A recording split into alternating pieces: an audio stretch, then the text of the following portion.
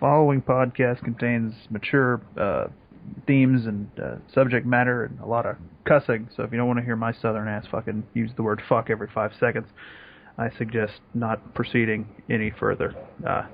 You have been warned, I guess.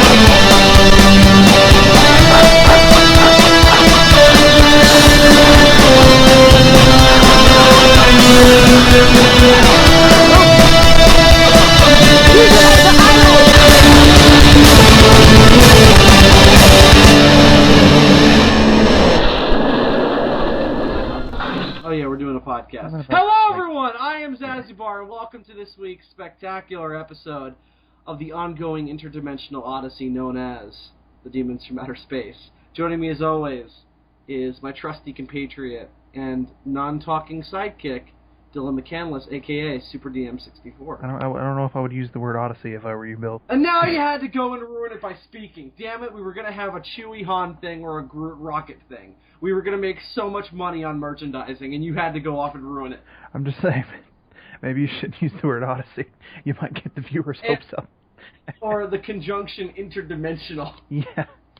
We might get people's boners up and then leave them with blue balls. Anyway, so Dylan, there are a couple news things that we need to talk about this week. First and foremost, we need to, otherwise the world will explode and I won't have any world to conquer. Dylan, Jurassic World came out last weekend and we both saw it. We did. We're not going to talk about it. We're going to review it tomorrow, damn it. Yes, at the time of this recording, we are planning on doing a spoiler analysis group orgy review with Adam, Andres, David, maybe, probably not, Dylan, and of course myself. And we're going to do everything. We're going to cover every frame of Jurassic World. So that means that tonight's podcast, we will not be able to talk about Jurassic World. Probably the most consistent topic of this podcast for the past 3 months, maybe. Actually, wait. There is one thing that I have to say. Oh, God, it better not be anything too important, because I'm going to say this one thing and that's it. Because if I don't say it now, I'll say it tomorrow night, and it's not all that important. It's just a little PSA. How's that? Don't put dinosaurs in cages and expect them to be happy about it. Well, there's your PSA. Hashtag that shit. Not, and I made a Facebook post about this earlier. Not all pterosaurs. You have a Facebook poster thing? You post on Facebook? Occasionally. Right. Not all pterosaurs have beaks. I see one more fucking direct. Oh yeah. Oh, I feel partially responsible for this fucking stereotype that you've invented. Because when I walked out of Jurassic World, one of the first things I said to my friends was, "The fuck was up with that pterodactyl with the T-Rex head?" No, listen. It's not just you. I've heard it in multiple reviews. Well, did I say it to you, or is this just because everybody's been saying like, "What the fuck is up with that pterodactyl with the T-Rex head on?" You did say it. I think I did say it. Okay, I just wanted to make sure. You either said it the other night when we were on the phone with Andres, or you said it in that little non-spoiler. We were on the phone with. Oh yeah, I forgot. Or you might have said it during that little non-spoiler review that you did. Either way, you said it. Oh, no, I probably wouldn't have said it there because it was a non-spoiler review, and that's a spoiler, maybe? Maybe. Anyway, you said... No, it's in the trailer. It's not a spoiler. You said it at some point, but I've heard it from in other places. If I hear one... No, every review I read or watch mentions the T-Rex pterosaur head. I mean, when I was sitting there watching the movie, my own mother leans over to me and says, "Does that pterodactyl have a T-Rex head?" And I didn't expect her to know that not all pterosaurs have beaks. She's not very educated on paleontology. She's like the general public. She maybe knows 5 to 10 dinosaurs by name. And that's an overestimation. I don't think... And it would all be incorrect because it'd all be based on the ones in Jurassic Park. Right. So debatably, they wouldn't even really know the right dinosaurs. And, most of them are mispronounced. But the point... In Jurassic Park? No, among people. Okay. The point is, to be fair, some of these dinosaur names are kind of ridiculous. I only recently learned how to correctly say Parasaurolophus. Well, here's the funny thing you have to realize. They did that on purpose. Like, they made them difficult to pronounce on purpose for some reason that I don't... I remember watching a documentary that was like, this is about the time when dinosaurs were first discovered. And they were talking about how, you know, where the name comes from. Dinosaur obviously means something lizard. And then... Dino lizard. No, Dino lizard, that's exactly what it means. Well, I know the name Saurus means lizard. I don't know what dino means exactly, aside from dinosaur. Anyway, this is despite the point. Anyway. But they made it complicated on purpose. So anyway, go on with your PSA so we can fucking move on. Not all pterosaurs have beaks, alright?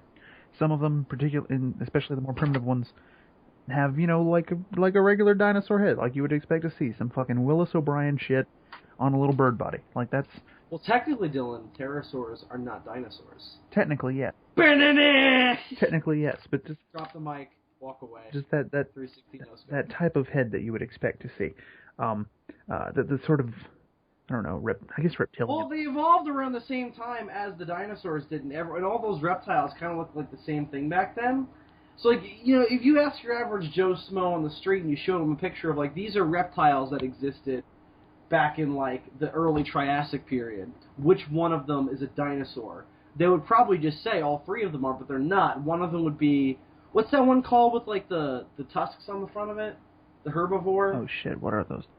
What are those things called? Those things. They weren't synapsids, were they? No, they weren't synapsids. And then there was the coelophysis, and then, of course, there's your pterosaurs. Which one of these things is a dinosaur? And if you said all of the above, you're wrong, because it's only the coelophysis. Right.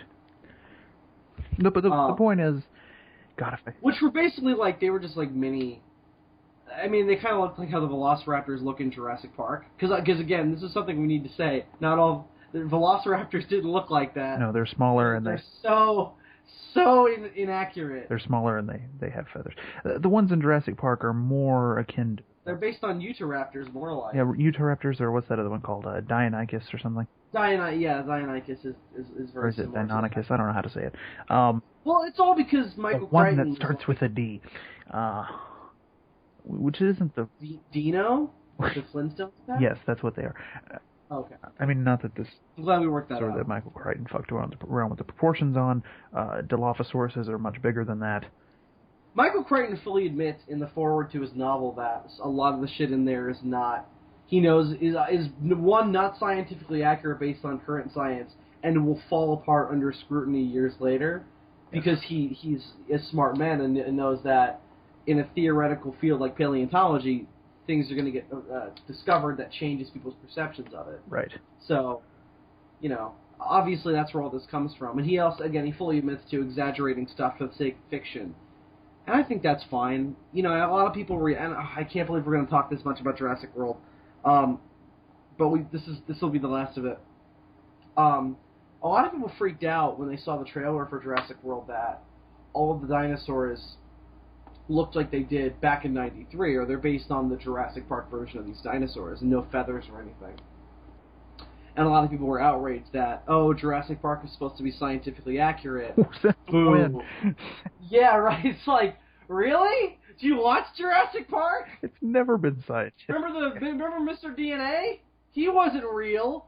So fuck you. Remember the amazing appearing, disappearing cliff?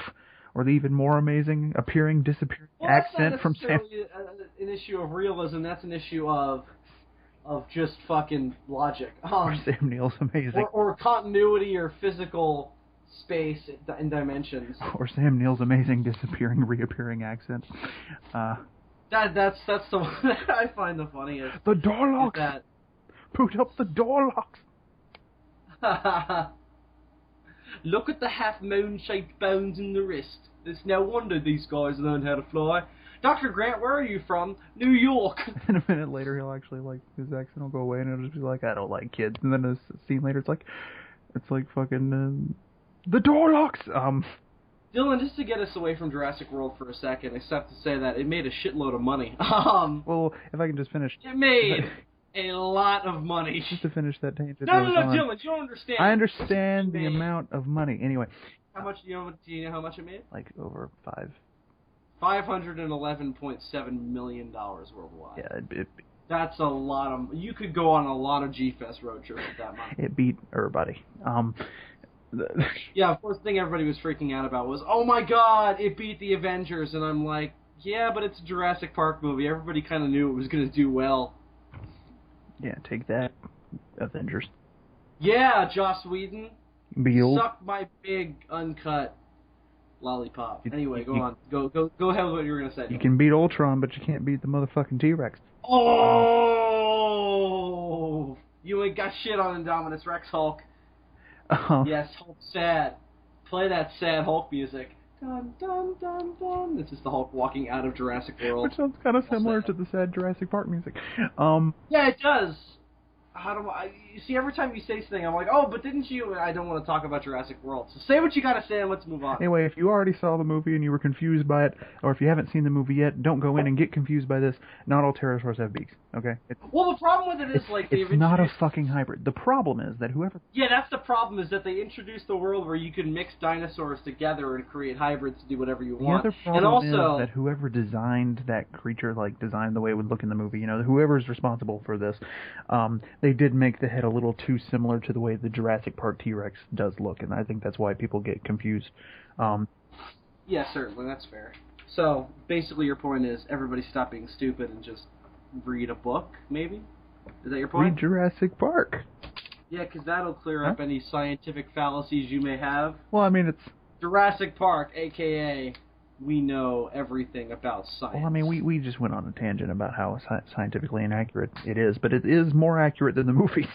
Or at least the book? Or at least they go into a bit more depth. More believable. Dylan, fun fact about Jurassic Park. You know how we have a character in the Moosely universe, or the SOS Kaiju-verse, as it's known amongst friends, called Clarence. He's a velociraptor mutation. Right, yes.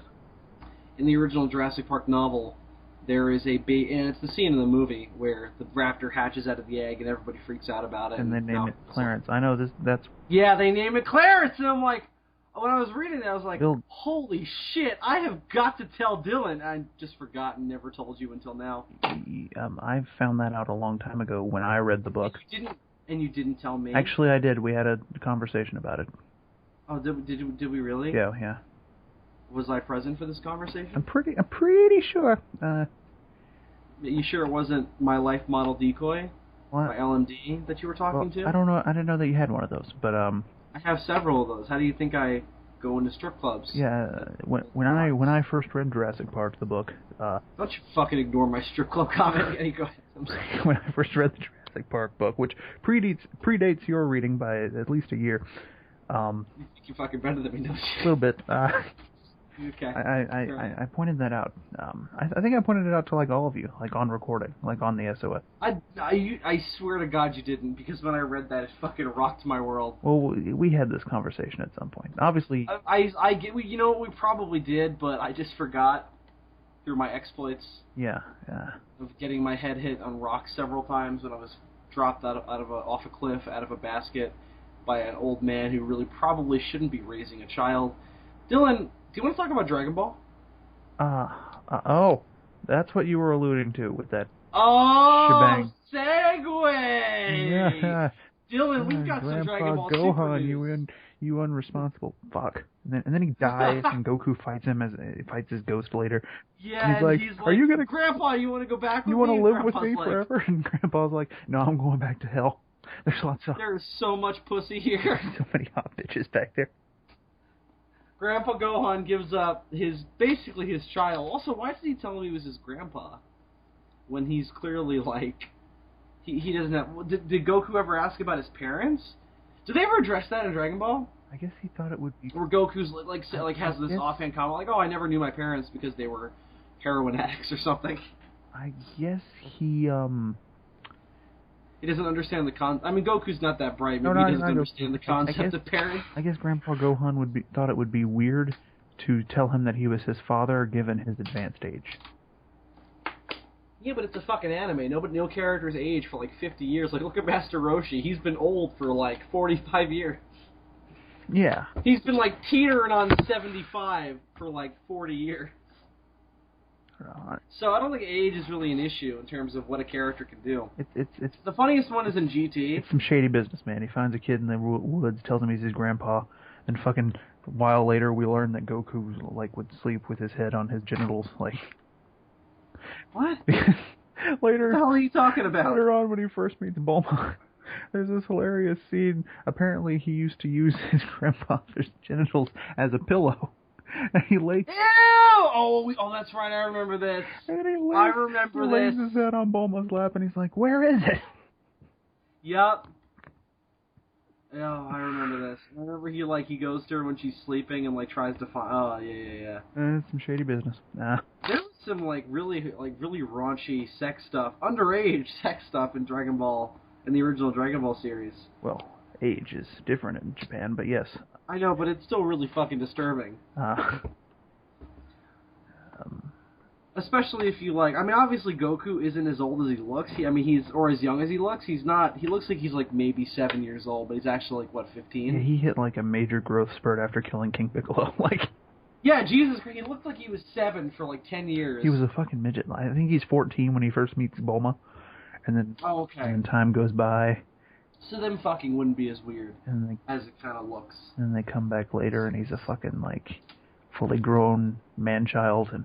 Yeah, he just ate some goddamn fertilizer just to kick up his growth spurt, because Jesus Christ. I mean, the same thing happened to Krillin. He grew a full 5 inches. He grew a full inch in between Dragon Ball and Dragon Ball Z. I'd say more than that. Is he in Dragon Ball? Is he at the tournament? Yeah, he is, right? What's that? He's there. Krillin's at the World Tournament at the end of Dragon Ball, right? I don't remember. Yeah, no, Bulma's there, because Ulan's there, Yamcha's there, he's got a suit, I think, yeah, maybe, no? Yeah, Krillin's there, because this was after they brought him back to life. Right, how did he die again? He died of syphilis, right? After banging... Yes, no, Glory hole? What happened to Krillin? He was murdered by King Piccolo's offspring. Right! Right. The one named Tambourine. Not Piccolo that we know, the one from Dragon Ball Z. No, King Piccolo... One of King Piccolo's other offspring, one of his other... King Piccolo had the ability to create monsters, and this is something... This Rita Repulsa-like ability has never been shown again in any other Namekian. Yeah, but Rita Repulsa wouldn't, Are you talking about what he does in Dragon Ball Evolution, where he, sticks stuff into his body and, the goop turns into living creatures? No, in... Are you talking about the egg spitting? Because I'm really confused. He spits up, 2 fucking eggs, right? And they become these, henchmen of his. There's a big fat one named Drum, and then there's the winged one named Tambourine, the one who kills Krillin. That's just because he's a Yoshi. What? That's just because he's a Yoshi. A Yoshi. Yeah. Yes, Goku, I'm a green fucking dinosaur. Can I ride you? The problem is, like I said, this is... And now for that brief Dragon Ball Abridged reference right there. Dylan will continue with whatever the fuck he was trying to say. Go ahead, Dylan. Rock us with your knowledge. If they can fucking do that, why didn't they do that when, fucking Frieza and them show up on Namek? If every... I'm sorry, I forgot the point you were trying to make. If every single one of these Namekians has the biological ability to spit up eggs and create henchmen, then why not create a motherfucking army? It still would have been decimated by Frieza, but it would have been fucking an effort. You know what I mean? You know what I think? I think it's because the Namekians are Republicans, and they don't believe in procreating without the proper morals, maybe? No. The problem is... So the Namekians are Republicans. That makes sense. The problem is... So, we can't spit up eggs just to create an army. It's not moral. And then Frieza's like, I'm going to just kill y'all. And that was Dragon Ball Z. The Namekian powers are really inconsistent. Yeah, well, some of them can grow. Some of Piccolo them can... I think they can all regenerate limbs, right? Yeah, they can all regenerate from what I've seen. Piccolo... Well, they probably all should be able to do everything, but they all can't. Piccolo and Lord Slug are the two that we've seen grow. Piccolo's also, made, doubles of himself, when he was training before. You would see, well, I think part of it is, fighting, a Piccolo dummy or something. I think part of it was, listen, that's not that weird. Superman used to be able to throw a slightly smaller version of himself out of his own hand back in the 70s, so it's not that weird. In comparison. Tien used to have an attack where he sprouted extra arms. It's weird shit, man. So he's basically Goro from Mortal Kombat. Did Goro have a third eye, maybe? No, Goro did not have a third eye. Oh, okay. Well, what is Tien? He also had a long, luscious ponytail. Why does Goro or Tien? Goro? Oh, right, okay. Sorry, I'm just trying to keep all this shit straight in my head. Tien is bald as the day is long. Right, so why does he have a third eye? What's the scientific or mystical or I don't think there socioeconomic reason for why he has a third eye? I don't think there is any scientific reason. Because he wants one? I don't know if it's based on anything. Wish when he was a young boy was like, Jesus, I really wish I had a third eye, and Jesus was like, oh, this is going to be fucked up, sure, why not? So he gave him a third eye. Jesus, scroll back. I don't know if it's based on anything, like how the original, like the rest of Dragon Ball, or at least the opening story arc was based on Journey to the West. I don't know if there's any three-eyed motherfuckers in that. I don't know. It just reminds me of this story when I was in, I think it was in second grade, maybe third grade. I think it was third grade, and we had this health class or whatever. I forget the context, but we had like this student teacher who was teaching our class for college credits, and whenever you like out someone, I mean, 'cause remember when you were a kid, you would try to keep your nerdiness kind of secret. Like, you wouldn't necessarily hide it actively or aggressively, but you would still try and like not mention, by the way, I read comic books on a regular basis. You know what I'm saying? But once you reach a certain age, well, that becomes weird. Yes. Well, yeah. Once you reach a certain age, you just stop giving a shit.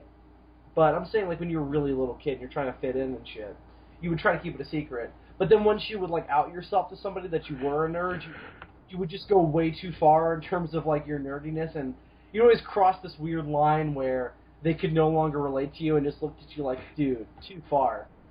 This happened to me from a student teacher, and it was like the worst experience of my life. So I forget why, but I had somehow outed to her that I was like kind of in the geeky shit. And we're talking about health, and we're talking about, I guess we were talking about eyes or something connected to eyes. And she was just like, does everybody here know what a cyclops is? And I raised my hand thinking I'm all smart. And she's just like, Billy, what is, because everybody called me Billy back then.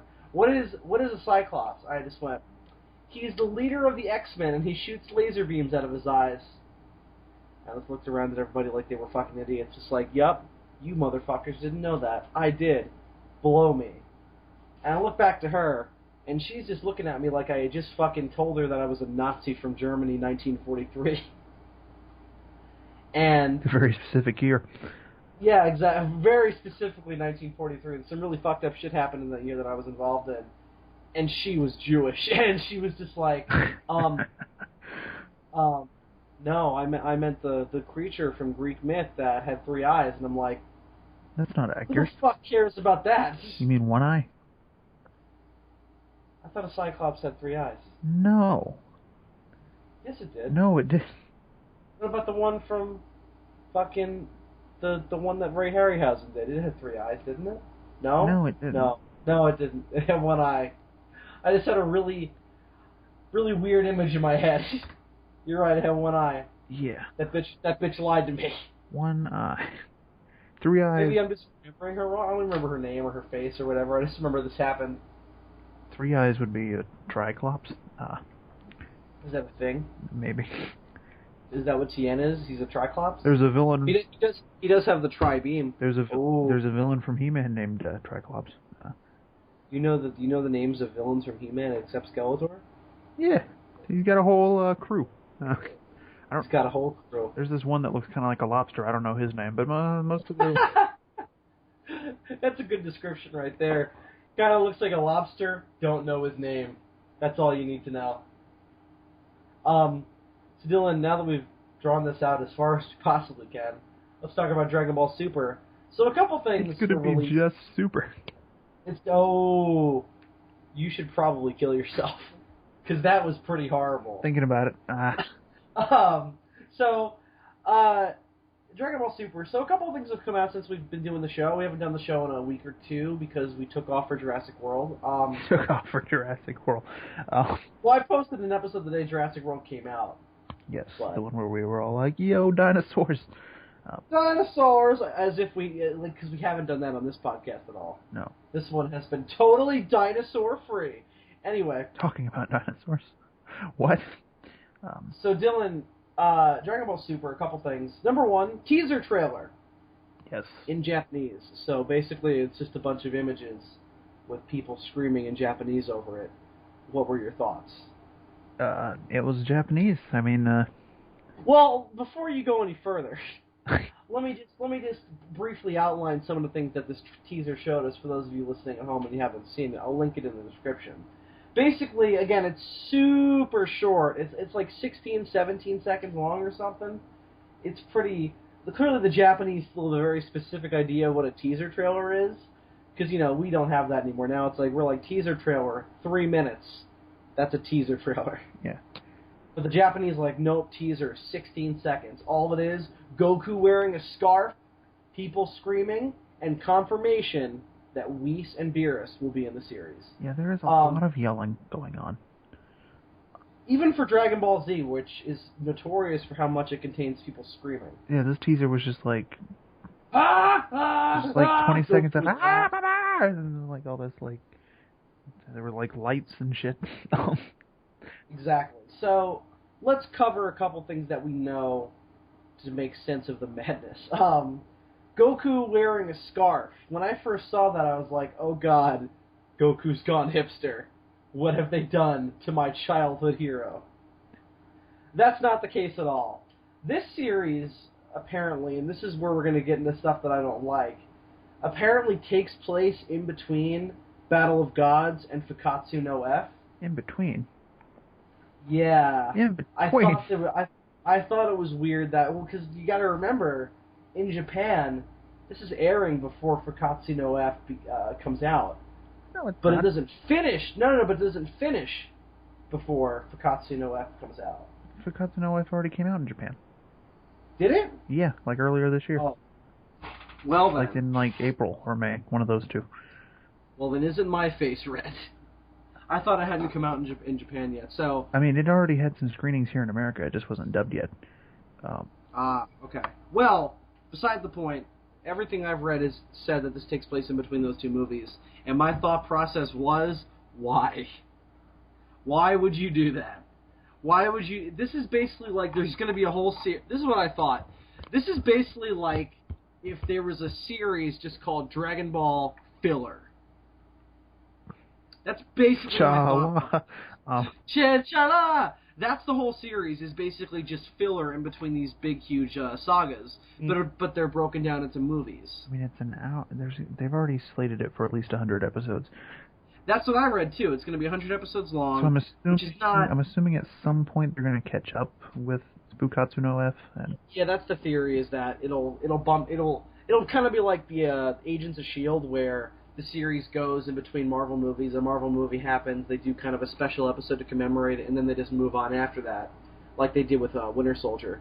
Some shit went down. Let's make more episodes. But it's the problem is just like my problem with Agents of S.H.I.E.L.D., to kind of go on this tangent for a second, is that it always felt really disconnected from the events of the MCU because it can't afford to show them relative to the events of its own continuity. So it's almost like you've got Agents of S.H.I.E.L.D. building its own universe inside of the MCU, and occasionally it's able to cross over with the wider movies, but the movies just ignore it. That's why it's really hard for me to watch that show. Mm-hmm. You know what I mean? Because it'll be like, Winter Soldier happened, but we can't show you any of it because it's from a movie that hasn't come out on DVD yet. So, shit. But it happened, man. It happened. Yeah, it happened. We're going to play Captain America's little PSA that he said over the speakers at S.H.I.E.L.D. in every S.H.I.E.L.D. building in the world. But this one will look slightly more low-tech than the other one in the movie because this is on a TV budget. Yeah. Obviously, you don't run into that in something like this because it's all animation, but I feel like it has the potential to be that where it just feels completely unnecessary because we know where it begins and where it ends. So there's less potential to kind of explore in terms of the characters and everything. I was really excited about this because I thought it was going to be a continuation of Fukkatsu no F. Yeah. So I was like, okay, movie transitions us into a new era of a Dragon Ball TV show. That's really cool, but that's not what they're doing, it seems like.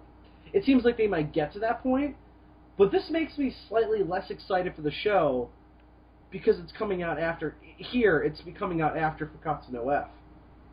Right.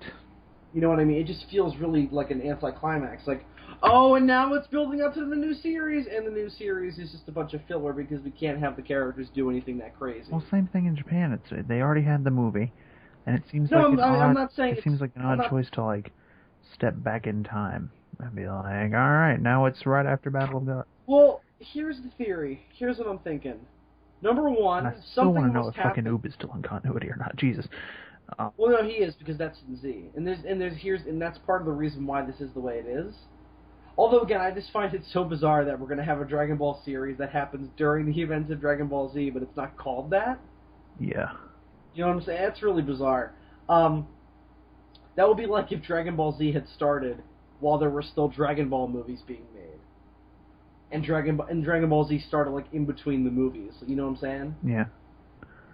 But here's the problem. Here's what that kind of gives away to me.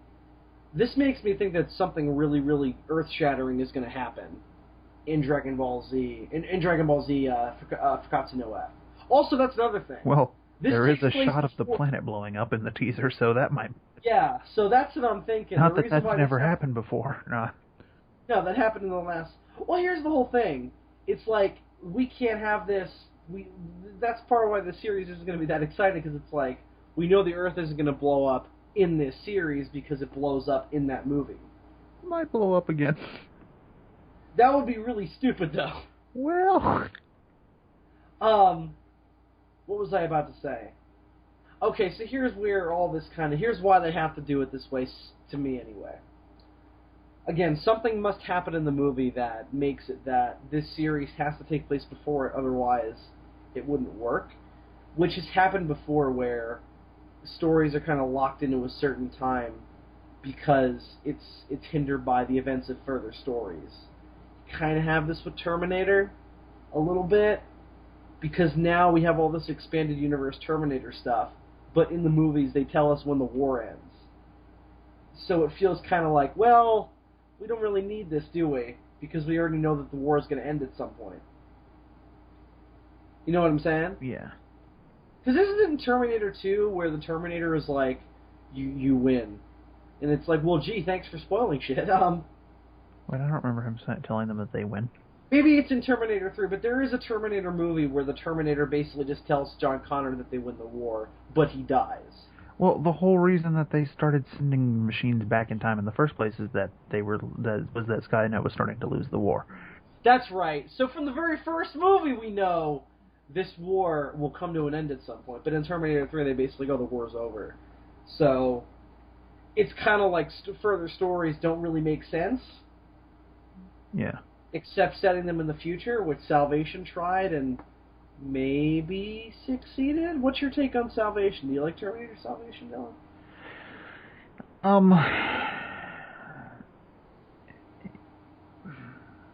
It's not the worst thing ever, right? No. Is it better than Terminator 3? And your answer will mean something in the greater story of our lives. What? Sorry, I'm really tired. I'm saying things I don't even know what the fuck I'm talking about. Anyway. Okay, from a story perspective, it's probably better than Terminator 3. Well, it's just more simplified. I don't enjoy it more than Terminator 3. Really? You enjoy Terminator 3 more? It's a really fun fucking movie. You don't think it's a boring waste of time that's just ripping off the previous movie? In almost every scene? Is it a waste of time that's ripping off the previous movies? Yes. Do I find it boring? No. I really find it very boring. For that reason that it's so derivative of T2. Terminator Salvation can be accused of many things. Ripping off Terminator 2 is not one of them. I kind of look at Terminator 3 the same way that I look at Jurassic Park 3 in a weird way. Does it succeed? No. But it's pretty... But I enjoy it. Yeah, I guess. Salvation's just... So you enjoy it more than Salvation? Most of the time, yes. Salvation's Okay, just... You're wrong, but it's fine. Salvation's just odd. Well, Salvation feels really disconnected from the other movies. Yeah, and they have some really neat ideas that they just completely fuck up the execution of. You know what I think weirdly kind of has a hand in that, and it's really bizarre that it does? Terminator Salvation was the first Terminator movie not to be put out by Fox. It's put out by Warner Brothers, and for some reason that's really obvious. I think part of it is that feels more like a Fox movie. Well, I think part of it is that they don't just put the theme song in there verbatim. It's kind of, they play with it. Kind of like how Jurassic World does. Oh, I just mentioned Jurassic World. The other thing is, it doesn't look like the future that we have been sold in previous... No, it's sunny and there's no mangled corpses. Everything's all like sepia toned, and it's like, it looks more like the Mad Max future than the future as portrayed in the previous Terminator films. Yeah, and they also tried to add all this weird like side stuff to kind of make it feel like a more full world, because we only got flashes of that future in the previous films. So they give the Resistance a symbol that we never saw before, that weird DNA strand, like, oh, we're organic and shit. They give them all these red bands. I liked some of the new machines that they showed in it, the motorcycles that were alive. Yeah, they were a little obvious, It's kind of what Skynet would have. The fucking mech that was picking up people, which is a weird plot thing. Yeah, why were they doing that again? I don't remember. Why do they turn into the things from the Matrix? They never really give a good explanation for why they were harvesting humans, at least not that I can remember. Was it because they were trying to make more Terminator people hybrids like Sam Worthington? Well, I don't know if that was the case. My theory was that they were experimenting on them in order to develop the realistic skin that you see like on the T-800s. Yeah, but we already see one of them. Maybe they needed more people to like harvest the DNA from, but I don't know. Why do all the T-800s look the same? Because they come off a fucking assembly line. They mentioned yeah, that. Why don't they mentioned that in fucking T2? Or is it T3? No, I think it's T3. Yeah, T3. Like, what do you come off an assembly line? Yeah. Yes. Oh. Okay, fair enough. But it almost feels like it would be easier. But also, they all don't look like Arnold Schwarzenegger, because remember that one from the Sarah Connor Chronicles? And there is the deleted scene from Terminator 3 where they explain where that face comes from. And God, I wish they had left that scene. Oh, I wish they would have left that in, because that scene is hilarious. That scene is awesome. I forget what he says his name is. It's like Colonel Candy or something. Hi, I'm Colonel John Candy, and I'm here to tell you to support this new infiltration weapons technology. And then the one investor or whatever is like, he needs a deeper voice. I'm like, yes. No. Somebody's like, he needs a different voice. And then one of the creators goes, we can change it. It was great. It's brilliant. I mean, it doesn't make a lick of sense, because we know that the Terminators it takes the Terminators a while to build that Terminator. But it just makes sense to have them coming off assembly lines and have like batches of them with the same faces, because if not, you would have to sculpt a unique face for each and every Terminator. Like, it would be a ridiculous amount of work involved. Well, the reason why I think it might be easier to make variety is like, because you need the genetic material to make human skin, right? Because isn't that what they established, that that's real human skin? It's not like it's fake. It's just really effective. It's actual human skin. Right, but we don't have a good insight. We don't have a good insight though into how they developed it. We don't know if they like took people's DNA and then cloned skin out of it, or if they like found some way to synthesize human flesh, or. I'm guessing that has to be it. Which scarily. I mean, that's kind of what they do in Age of Ultron. I mean, we kind of... That's how the Vision is created. I mean, we can kind of do that in the real life now. We grow fucking ears on the back of rats and shit. It's actually pretty easy nowadays. I mean, The only problem is building whole things out of it. Like, we can like create little things, like little patches of skin and little kind of ineffective parts of the body, but we can't recreate like a whole hand. Right. But I mean, it's fucking Skynet, so they can just like crank out a fucking human suit. They can just basically like just sneeze and some magical being will... I mean, they invented the T-1000 for Christ's sake. Yeah, the T-1000 is kind of crazy.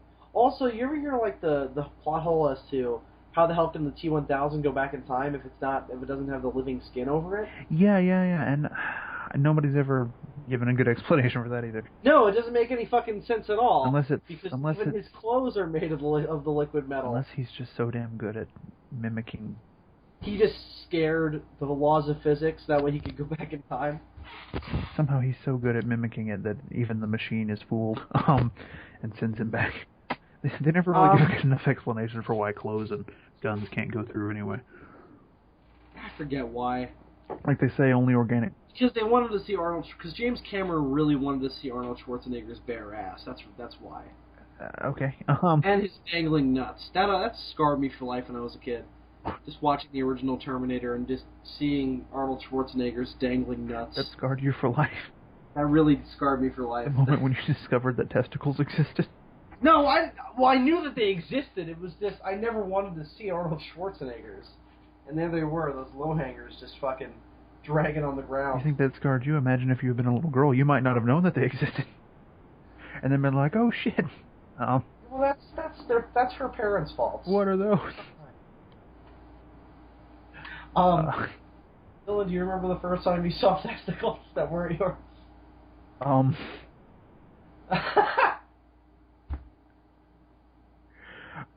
Your silence speaks volumes. No. So Dylan, this was a little bit of a weird tangent, and we should probably get back to talking about Dragon Ball Super. So, plot details. I have a little synopsis here for you that I have pulled up, maybe? Yeah. Here it is. Alright, Dragon Ball Super story details. Ooh. It's a little 3-sentence quote from somebody. It's from a Japanese magazine. Oh, this is going to be translated so well. Yeah, so let's see. After defeating Majin Buu, as all modern Dragon Ball Z stuff opens, after Buu's defeated. And then getting his ass handed to him by Beerus. Life is peaceful once again. Ordered by Chi-Chi to earn money. Goku works even as he wants to train even more. Goku... Does he drive a car to his job? No, because you'll see.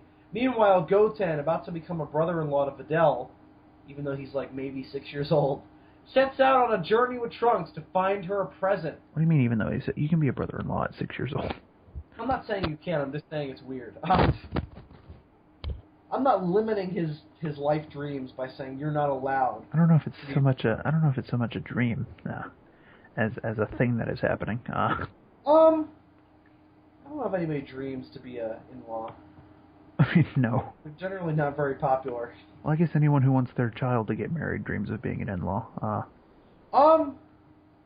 Who wants their kid to get married? Who wants that much pomp and circumstance to happen in their life? Fucking Jewish parents. Why them specifically? I don't know, that's just a stereotype. You always see them in movies telling their daughters, you gotta get married.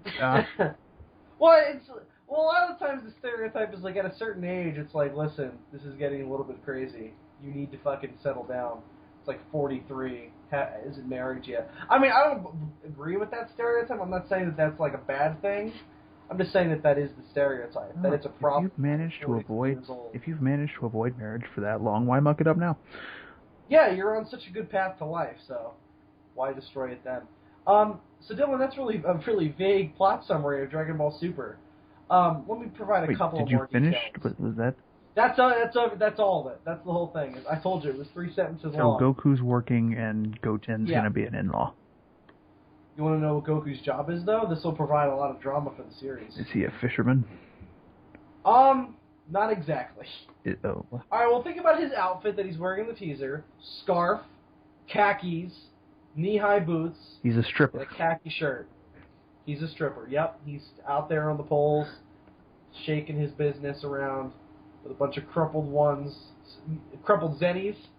Incorporate Dragon Ball Z references into his thong. All right, well, you know what? If that's how he wants to make a living, I'm not gonna judge him. No, seriously, throw out another guess. Give me one more, then I'll tell you what it is.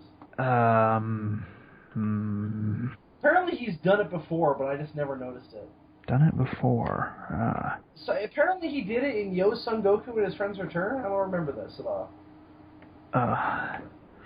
Do you remember him having a job in that? I thought he just showed up and was just like, I'm Goku. I've tried. I'm insane. I've tried from Earth. I've tried my best to forget that thing as much as possible. Would you like me to tell you what Goku's new profession is? Yeah, well, what's his fucking job? Is he a cab driver? He is. Oh, I wish. Get up! Go back to Jersey, you piece of shit! Is he the collector of internal revenue? What's he Go doing? back to West City! He's a repo man? He's a repo? Oh, okay. Nah. No, he's not kidding. He's a fucking radish farmer. What? Have you ever remembered in the past Goku being a radish farmer? Well, one of him and Krillin's training exercises, That's the thing I remember, they too, had to plow a field with their bare hands, and by that I mean by punching. But was it specifically radishes? I don't remember. I haven't read that chapter. What even is a radish? It's been a long time. Is it the same thing as a Raditz? You don't know what a radish is? Is he farming his brother? To bring because he feels guilty at having a hand in his death? Bill, good. Is this a cloning is this like Orphan Black, but with Dragon Ball characters? Bill, go Google a radish right this instant. Sorry, it's just more fun to get outraged at things I pretend to not understand. I know what a fucking radish is. Alright, good. I just thought it was really funny that was the specific vegetable that they chose for him to farm because his brother's name is Raditz. Do you have a picture of him with the fucking scarf and all that shit? Not on me. I mean, I could get one. In your fucking wallet. Yeah. Have you seen this man? Oh wait, I found it. Okay. He looks like a fucking asshole. I think. And also, is that what radish farmers wear? Hippie clothes or I think this hipster clothes? I think this is actually pretty standard farm wear in the East. I feel like. Yeah, but they're not in the East. They're in bullshit. Neverland. Have you never seen a map of the Dragon Ball? No, I've never seen a map. I mean, a map of the DBZ world. Goku and No, Goku, I've never looked at a map of the DBZ world. I have better things to do with my time. Goku and Chi-Chi live in the eastern part. Of the Z world? Yeah. With such interesting cities as West City Yes. and East City. Indeed. And East is South, and West City is North. It's outrageous. I know. Truly, truly outrageous. You never played one of the video games where you had to like fucking... No, I don't remember the fucking map. I don't remember what it looked like. I remember it was water, some rocks. I remember where the fuck like everything was. Like,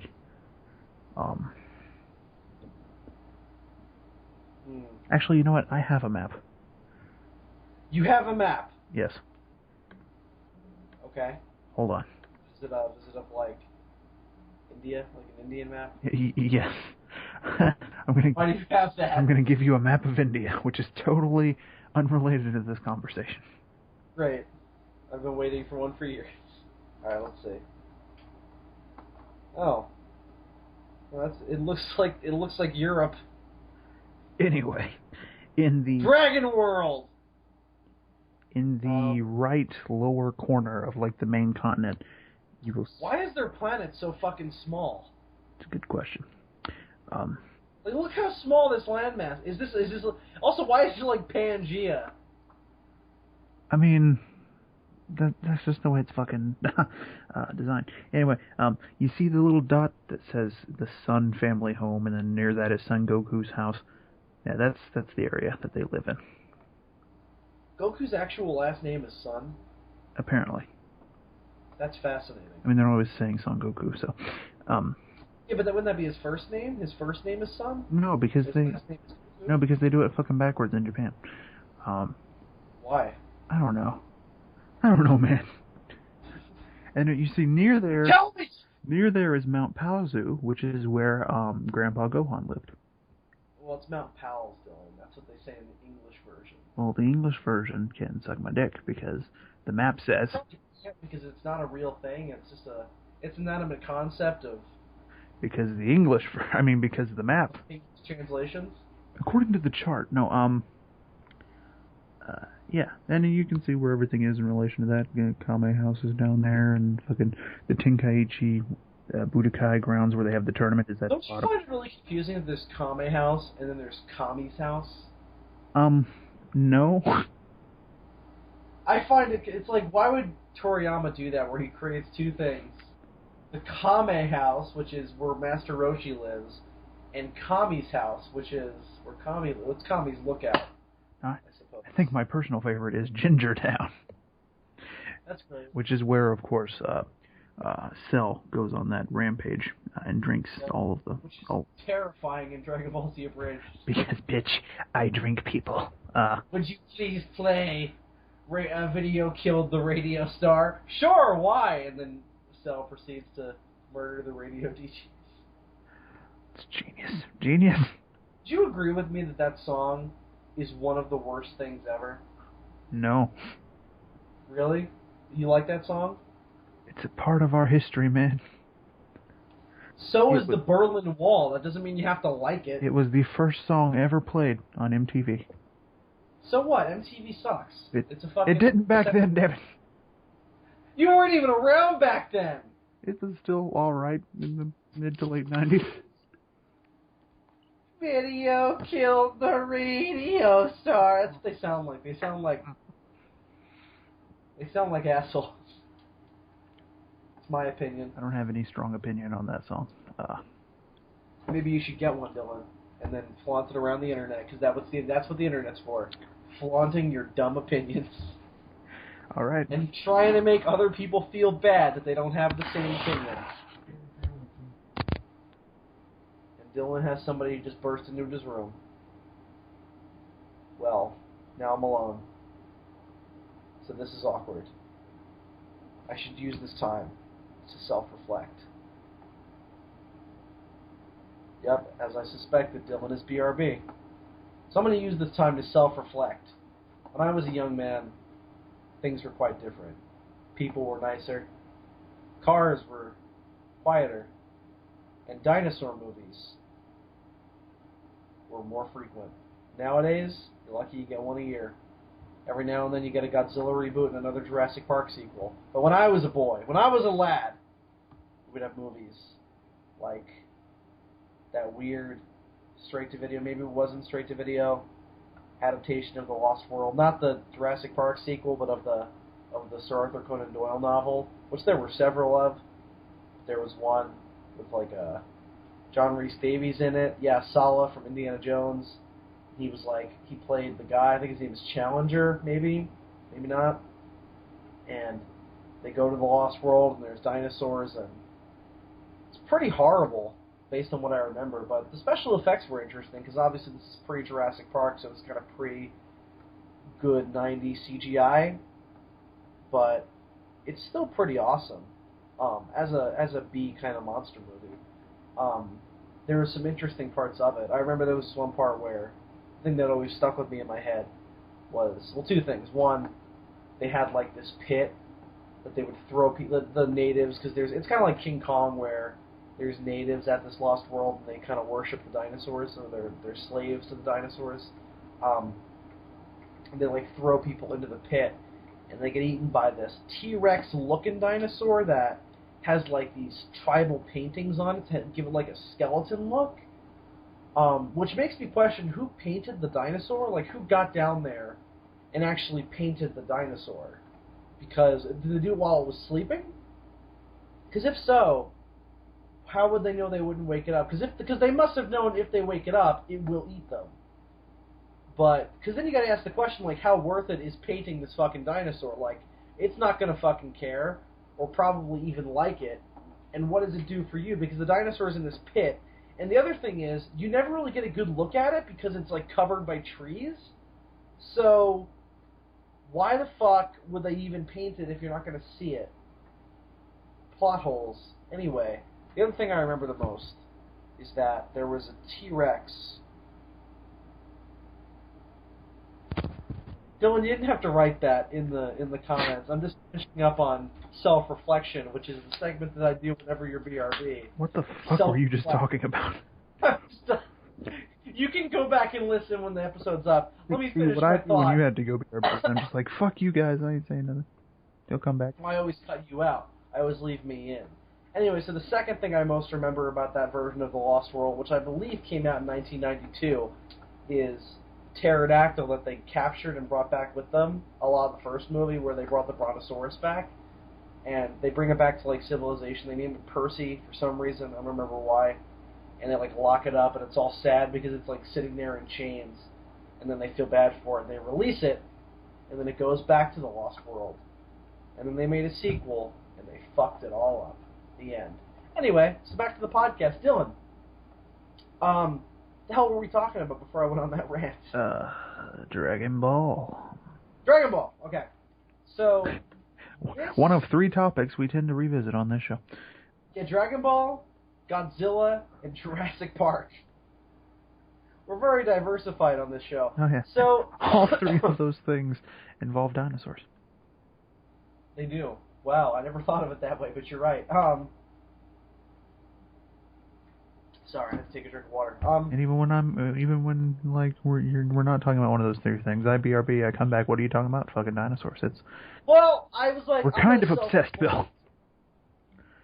The thing I said was, when I was a young man, there were more consistent dinosaur movies. Like, there was more than one dinosaur movie that would come out per year, and I started talking about the 1992 version of The Lost World. They already heard it, so I'm not going to repeat it. You can go back and listen to it in your spare time. I'm not going to. Okay, fair enough. Probably doesn't make any sense now that I'm thinking back to it. So, plot details again. Goku's going to be a radish farmer. I like that Goku is going to have a job now. Yeah. I really like that because like he comes back from the dead, and his family is probably. I think they even mention in the beginning of the Buu saga that his family is like poor without him. I mean, wasn't she like living on money that she got from her dad?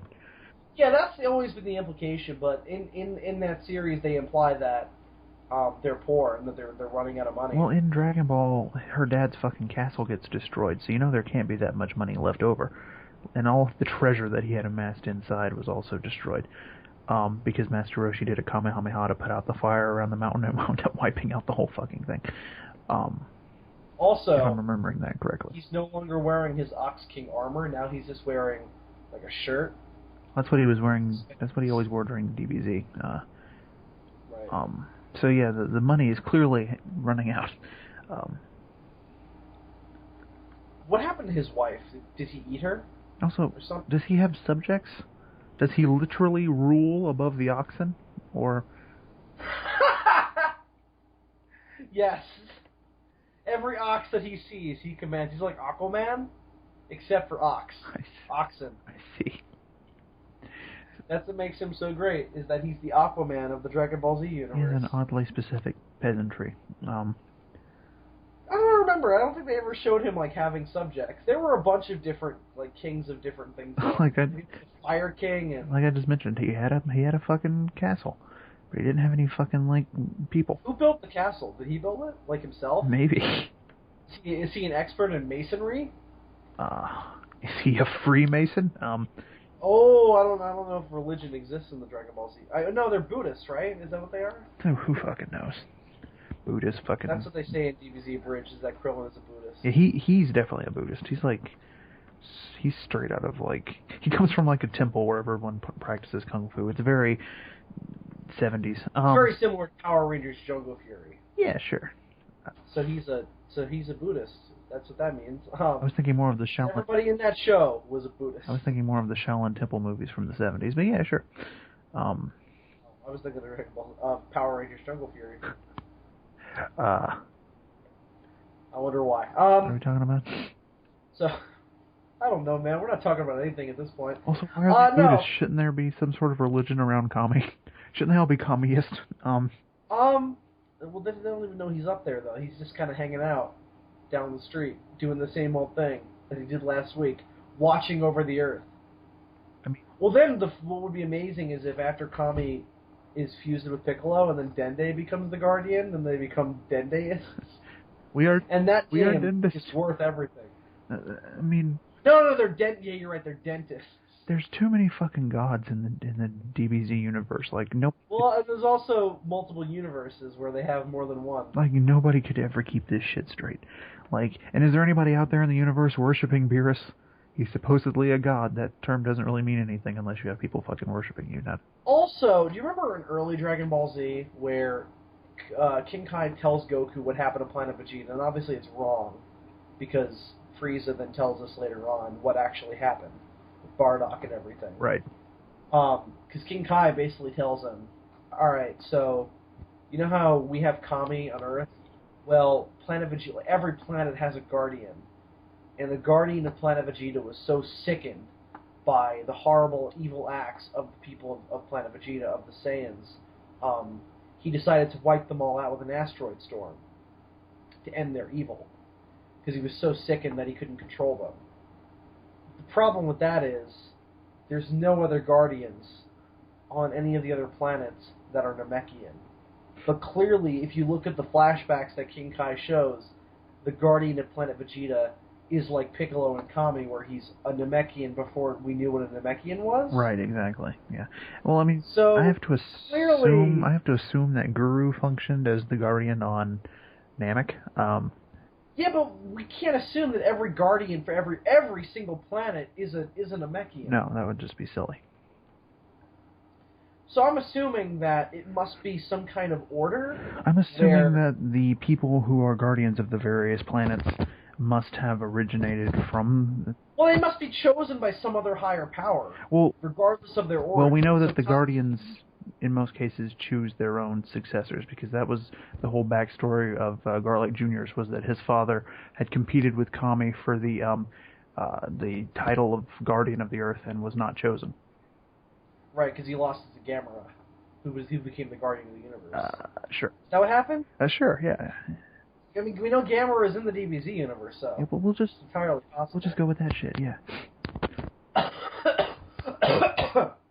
Because we also know that Kami came to Earth in a ship from Namek, because that's how they get to Namek in Dragon Ball Z. Yeah, a ship that takes off when you say the name Piccolo, which raises questions. Yeah, because Kami's name is not Piccolo. No. So... I guess Piccolo's name was... Does that name mean something in the Namekian language? I guess maybe Piccolo was his name before the good and evil halves split, and then he just chose the name Kami? I guess. Was he called Piccolo before they split? That must be the case. I guess that makes sense.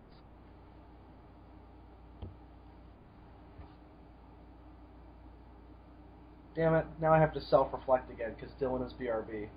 You know, I could easily just edit this and cut these parts out, but that would just be too easy. I need to think on my feet. What if this was live? What if we were in front of millions of people? Not millions, that's way too much. Thousands, no, it's also too much. Hundreds, maybe dozens? Maybe a couple of dozen of our closest friends and family who don't really care about the stuff that we have to say.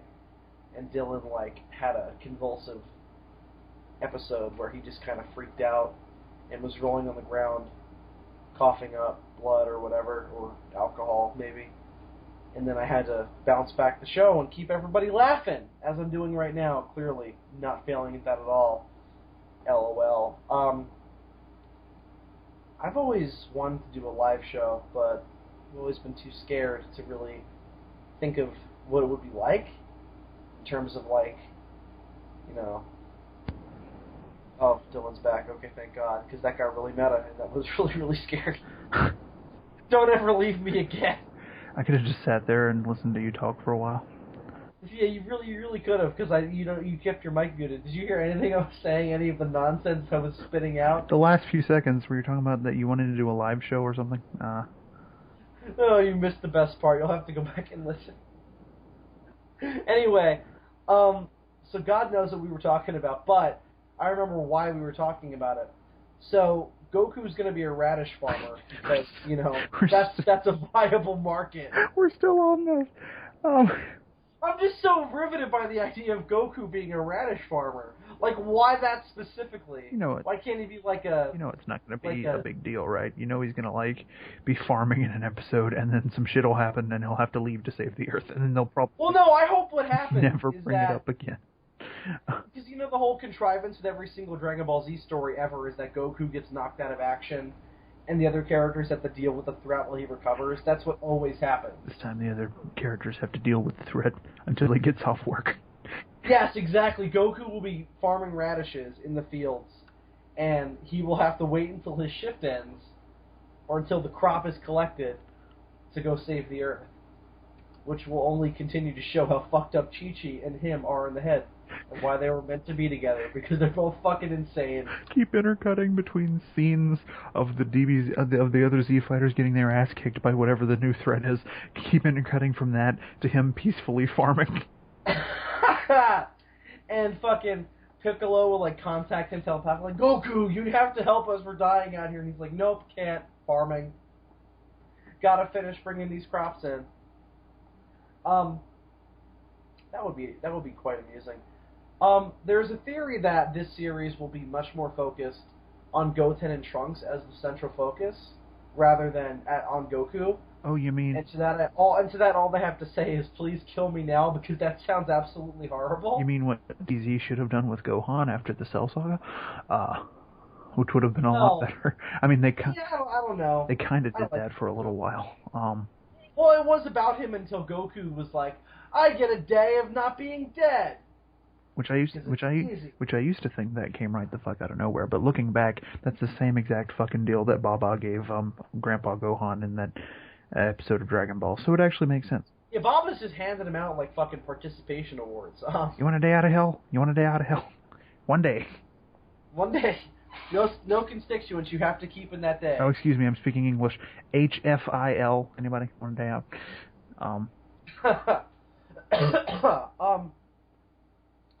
But then the whole thing about that is that apparently the plot of maybe the first story arc is going to be Goten and Trunks try and get Videl a present for her and Gohan's wedding, and it goes wrong for some reason, and hijinks ensue. That seems to be the plot. Sounds like... So the whole theory basically is that this show is going to be way more comedically focused than DBZ is, which would probably be in line with the movies they've been doing, so or at least with Battle of Gods. It would go back to more of a Dragon Ball tone. Yeah, where it's not about fighting a villain who's going to destroy the world. It's about, like, hey, this bridge is out of order. We need to get around that, even though we can fly.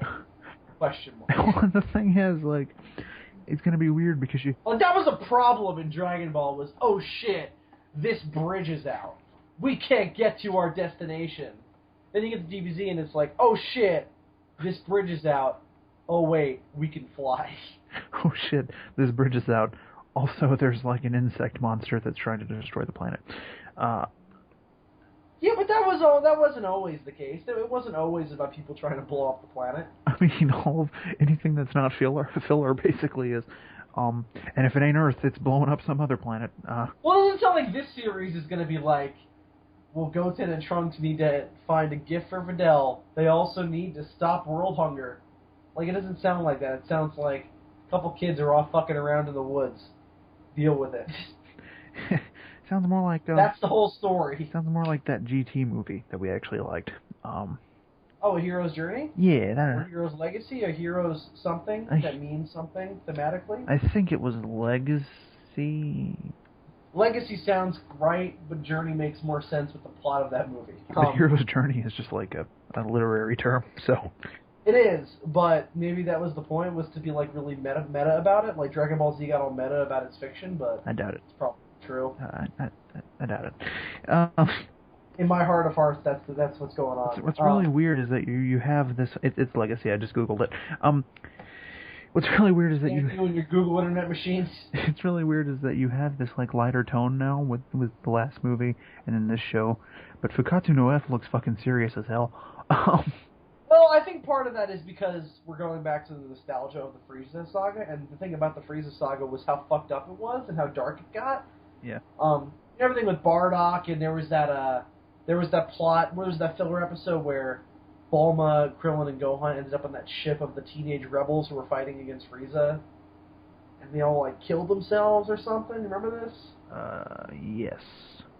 Maybe they didn't all kill themselves. Maybe I'm just remembering that from Abridged, but it was pretty dark. And then, of course, there was that time that they blew up Krillin, which was pretty fucking funny. Yeah. But also... Not as funny as fucking impaling him on Frieza's horns. Oh, the death. Yes, that was pretty amusing. And Frieza's like, ride him, cowboy. Not an example of good dialogue coming out of the classic English dub, but... No, but it's still better than Kai. That's always the thing that we can take away from it. Yes, everything... Andres, if you're listening, I hope you're crying right now. Kai... God, you're a nice guy. Kai is terrible. I slept in your house. Kai is bad, and you should feel bad. Yeah, but not enough to cry. That might be crossing a line. What's your review, Dylan? I still want him to cry. Alright, you can cry. So yeah, that's the plot of Dragon Ball Super. It doesn't exactly sound like the most riveting affair. Beat farming and present buying. It could... And now that you broke it down that much, now I'm really not excited about it. No. It's probably going to be good. I mean, it's Toriyama, and regardless of some of the reservations we had about Battle of Gods, obviously, that was pretty much sold on everything it was supposed to do. It was fun and entertaining and well animated. I'm sure this will be the same. I think the only difference with this will be that it's a series that's going to be going for 100 episodes. So because it's that long, we might get sick of it. Well, I mean... Because I think part of the reason why Battle of Gods is so good is that we haven't had Dragon Ball Z stuff in a long time. So just the nostalgia and the novelty of seeing all that stuff again was kind of enough to bring it forward. I don't know if we'll necessarily get sick of it. So the point I was making before... Holy shit, so you remember that sitcom, Dinosaurs? Yeah.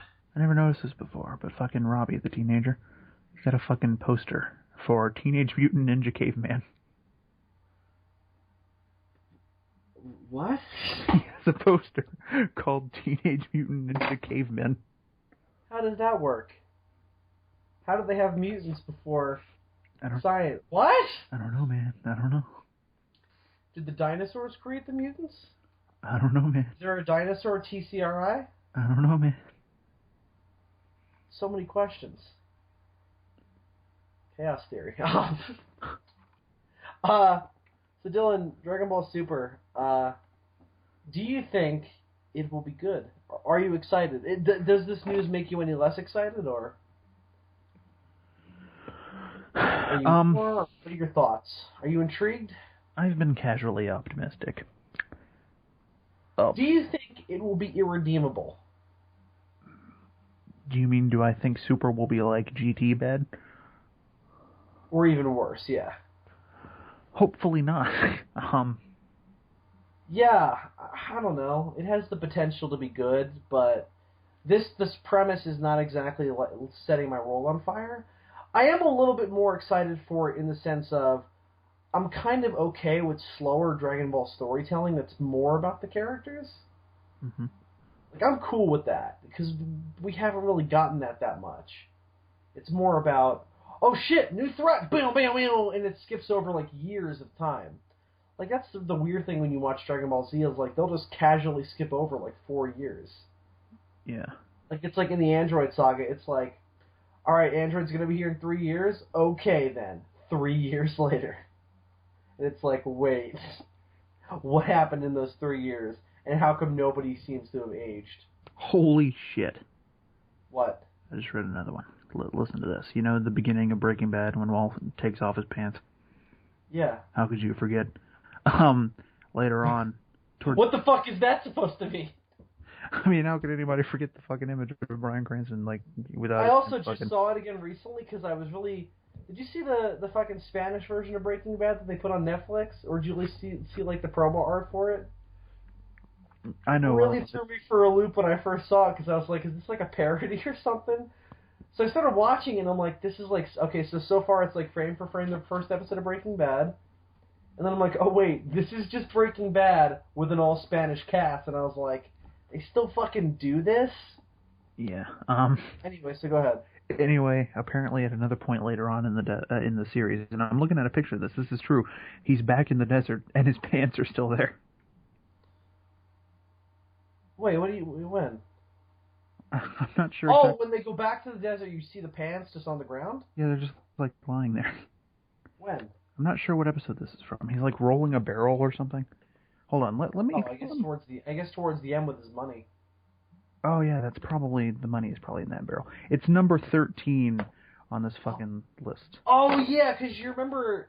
One of these fucking... At the beginning of the last episode, that he flashes back to the first time he and Jesse cooked. Yes. Well, I guess we're talking about this now.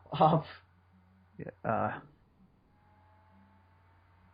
there's a pineapple in every episode of the show Psych. Apparently. Anyway, the number 13 on the list, fucking, he's rolling the barrel, I guess it's the barrel of money, through the desert, and his pants are just there on the ground. Every Simpsons character has only 4 fingers, except for God and Jesus, who have 5. Fascinating. Religious. Very religious. It's Always Sunny in Philadelphia. Always a message recorded backwards. And in the first episode it says, "You're stupid for playing this forward." Oh, this is funny. In Community, the 3rd time Beetlejuice's name is said in the series, he appears in the background. It's pretty brilliant, right? I like it a lot.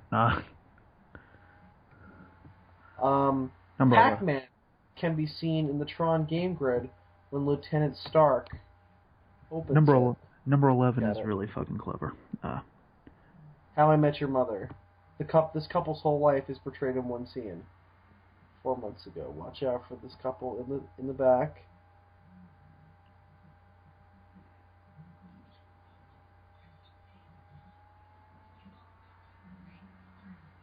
They made his entire life in a single scene. Not bad. Oh shit, that's fucking crazy. Oh hell, I hate when this happens. There's an ad playing in the background. I hate that shit. Number 12. I always hate that when I have headphones in. Yeah, it's the worst. Because now I can't fucking hear you, and it's driving me crazy. Number 12, I already knew. I noticed that when I was a child. Let's see. What's number 12? A Goofy movie. Mickey Mouse can be spotted in the concert scene. Oh, that's not that weird. No. Oh yeah, there are his pants. Look at that. The fucking Pikachu from Osmosis Jones is weirder than that shit. But yeah, his pants, they're just like fucking on. Yeah, why isn't that on this list? Pikachu's appearance. That shit fucked with you. You were like, no, it's not true. And I'm like, no, it's true. It's not true. It is impossible. Impossible! Anyway, Finding Nemo. Buzz Lightyear makes an appearance on the dentist's waiting room floor. I knew that. Han. Oh, in Fast 5, Han's full name is revealed as a hilarious Star Wars reference, and his name is Han Solo. LOL! That's actually just pronounced Seoul. It's like the capital of Korea. Or which Korea is it? Is it north or south? The capital is Seoul. Anyway. Probably south. North Korea is usually avoided in films like that. I remember, this is gonna make me sound like an asshole. Well, no more so than I already do. Now what the fuck were you talking about before I started talking about? Anyway, hang on, let me tell the story quick. Bryan Cranston's pants. There's this girl I know, and she's Korean. And when we first met, I was like, "Oh, which Korea are you from?" And she's like, "How is that even a question? Which one do you think?" And I'm like, "I don't know." There's 2 of them, lady. And she was like, "South," and I'm like, "Okay, well, why is that so? Why should that be so obvious?" And she's like, "If I was from North Korea, do you think I'd be standing here right now?" And I'm like, "I don't know. I don't know how that works." Maybe she thought you were stupid because, like, maybe the North Koreans aren't allowed to move. I don't think they are. Yeah, so. That's part of why it's such a bad country. But I mean, people weren't allowed. That and their hair. They have people and anthrax. They have lots of that too. People weren't allowed to move here from Cuba, but people still got on rafts and fucking made it happen. But I think her point was, do I look like a girl where that was her life who illegally escaped from North Korea? And I'm like, I don't know your life story, man. I don't know if you, like, smuggled yourself into South Korea through the demilitarized zone and then moved to America. Yeah, I don't know, man. If you looked at me, would you think that I was a crime fighter at night? Regardless of your answer, I'm not. So you're wrong either way. I don't know what we were talking about before. I don't think it matters. DragonBall Super? Apparently Robert Scott Field is making his own kaiju film. Good for him. Yeah. It's awesome. Anything he does is amazing.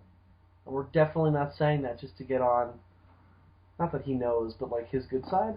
Right. Because it's not that I've ever made fun of him for laryngitis. Yeah, it's not like we feel any regard of guilt whenever Robert Scott-Field is mentioned, and we feel irredeemable shame and horror that we said the things that we did. I mean, in my defense, I didn't know he was Robert Scott-Field. Yeah, but I guess the point is that shouldn't matter. Like that's karma for us that we made fun of a total stranger, and then we find out it's somebody who's actually really important. Like I know it shouldn't matter, but the thing is, it does matter. No, I know it does, but I'm just saying the whole point is that it shouldn't. Right. Is that we shouldn't make fun of anybody, but my point is then we wouldn't have much of a podcast. I mean, I would feel no guilt whatsoever if he had turned out to not be Robert Scott-Field. Well, I guess then we wouldn't even care because he wouldn't. I think finding out who he is makes him a person in our heads. Right. Because anyone less than Robert Scott-Field is not. He's just a thing for us to make fun of. Well, when we found out that it was Robert Scott-Field because somebody was like, "Hey, that's Robert Scott-Field. I'm a good friend of his." See, if it had been some other person, like if he hadn't been Robert Scott-Field and it had just been, "Oh, that's a friend of mine," I still wouldn't have cared. But the fact that it was M11. I would have felt a little bit more bad if it was like if he had been like, "Oh, he's a friend of mine," but like you don't know who he is. I'd still be like, I feel like an asshole, but I wouldn't feel as much of an asshole as like that guy was in a Godzilla movie. Yeah. Like I grew up watching that guy run after a jeep. Supported by really shitty special effects. Yeah, not great 90s running effects, but still cool because it's Robert Scott-Field, and once again, everything that man does is Jesus. Right. I mean, the man... And he's got a pretty cool future vest. As far as our circle, social circle is concerned, anybody who's managed to actually be in a Godzilla movie is kind of a god. Yeah, a little bit. Is kind of higher than life, so... You know, we feel bad for making fun of maybe every now and then gods get laryngitis too. And that's...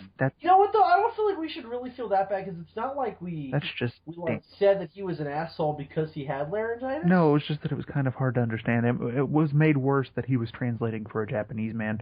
That was the thing that made it kind of hilarious. So being able to hear him is kind of important. Well, because I think you and I at one point during the presentation turned to each other and were like, somebody needs to make that joke of, you know, he's translating, where's his translator? That was what I was like. And if we didn't make that joke, we would feel really, really bad. But the question is then, would we feel more bad if we had never made the joke to begin with, as to when we did and we also felt bad? So it's kind of a double-edged sword in that sense. Yeah, I mean, yeah, he's a great guy, you know, and fucking... I'm sure everything he does is the best, and that we should feel bad, which we do. But, you know, you can't change the past. You can only change the future, Dylan, because the future is what we make of it. Right. That's a Terminator reference. I'm just glad he didn't, like, die like other people that we've made fun of. No, that would put a real dent in our argument, wouldn't it? We made fun of him, and now he's dead. We'd be even more hated in the Godzilla fandom than we already are. And as you probably know, we have some people out there who don't particularly care for us. No. Some people have been very vocal as to, like, you, fuck you, and everything you stand for, and I hope you die in a hole, piece of shit. When was this? Go fuck yourself. And I'd be like, well, I can't. I got shit to do later. Are you referring to what I think you're referring to? I don't know. I'm not really referring to anything in particular. I'm just kind of spouting out nonsense, hateful stuff. I see.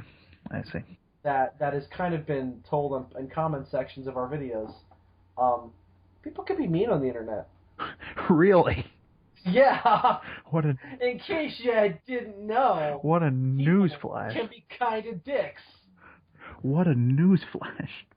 Yeah, I know, right? I feel you just enlightened everyone as to what the internet is really like, bravo. Well, I like this podcast to be educational, and I like to right. people about how horrible the internet can be. Now, we could have Do you remember those? We could have educated them on things that they didn't already know, but what was it? Yeah, I know. We could have told them about more plot details about Dragon Ball Super, but instead we're going to tell them, hey guys, sometimes on the internet people can be mean. Well, we don't have any more plot details on Dragon Ball. Well, that's the problem, Dylan. If we had them, we would talk about them. Goku's farming for shit. No, Raditzes. Yeah, that's it, Raditzes.